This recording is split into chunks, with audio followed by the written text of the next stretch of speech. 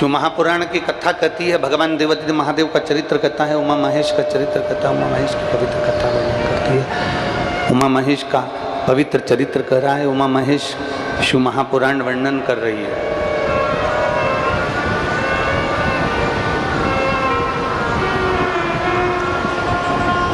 कभी आपको लगे कि मेरे जीवन में बहुत संघर्ष का समय चल रहा है, बहुत तकलीफ का समय चल रहा है, बहुत कष्ट का समय चल रहा है, बहुत दुख का समय चल रहा है, बहुत कष्ट का समय चल रहा है, बहुत तकलीफ का समय चल रहा है, बहुत कष्ट का समय चल रहा है। जब आपको लगे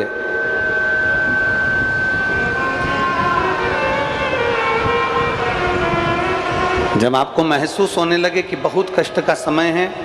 बहुत तकलीफ का समय है, बहुत कष्टप्रद समय चल रहा है,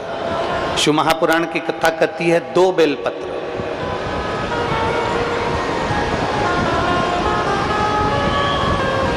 दो पुष्प, एक बेलपत्र पर श्वेत पुष्प और एक बेलपत्र पर लाल पुष्प। जिस समय दुख की घड़ी चल रही हो, तकलीफ की घड़ी चल रही हो, कष्ट की घड़ी चल रही हो, बहुत तकलीफ हो जीवन में चल रही हो, बहुत तकलीफ जब जिंदगी में चल रही हो, उस समय पर 2 बेलपत्र और 2 पुष्प,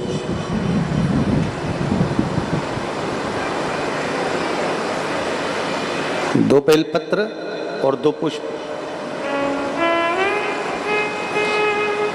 एक पुष्प लाल लेना है, एक पुष्प लाल लेना है और एक पुष्प श्वेत लेना है।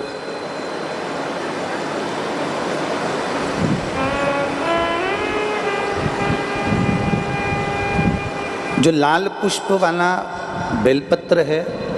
उसको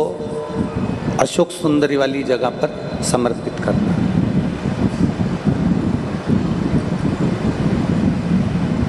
और श्वेत पुष्प वाला जो बेलपत्र है, सफेद पुष्प वाला जो बेलपत्र है, उसको भगवान शंकर का जो शिवलिंग है, भगवान शिव का जो शिवलिंग है, उस पर समर्पित करना।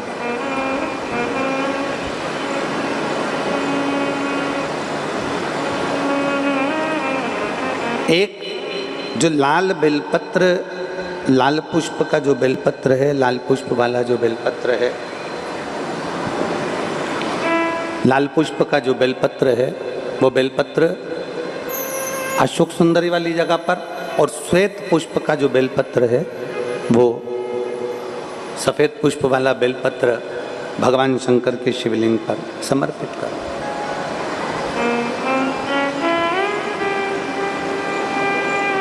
अपने दिल की कामना अपने मन से बाबा से प्रार्थना करो, अपने हृदय से भगवान शिव को कहो और दिल से देवादिदेव महादेव को कह कर आओ,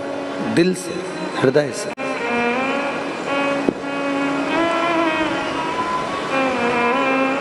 जब दिल से बाबा देवादिदेव महादेव से कहोगे, हृदय से भगवान शंकर से प्रार्थना करोगे, तो देवादिदेव महादेव सुनेंगे जरूर। शिव महापुराण की कथा कहती है कि विषम परिस्थिति में, तकलीफ की घड़ी में, विषम परिस्थिति में, तकलीफ की घड़ी में, कष्ट की घड़ी में, विषम परिस्थिति में प्रयास करो कि हम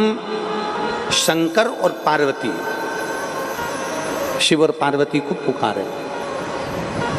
विषम परिस्थिति हम भगवान शंकर और पार्वती जी का स्मरण करें।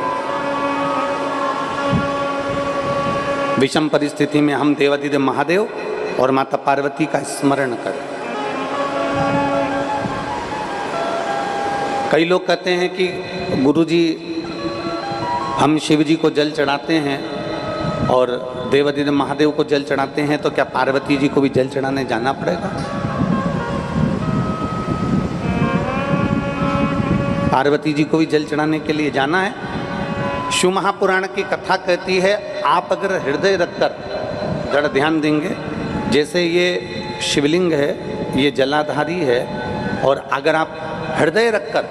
जब हम देवादिदेव महादेव को जल चढ़ाते हैं, शंकर जी को जल चढ़ाते हैं, और वहीं जल चढ़ाते चढ़ाते आप अशोक सुंदरी वाली जगह अर्थात माता पार्वती जी का हस्तकमल और अशोक सुंदरी वाली जगह पर भी अपने जल को थोड़ी सी धार लगा देते हैं तो शंकर और पार्वती दोनों को ही वो जल समर्पित हो जाता है। वैसे तो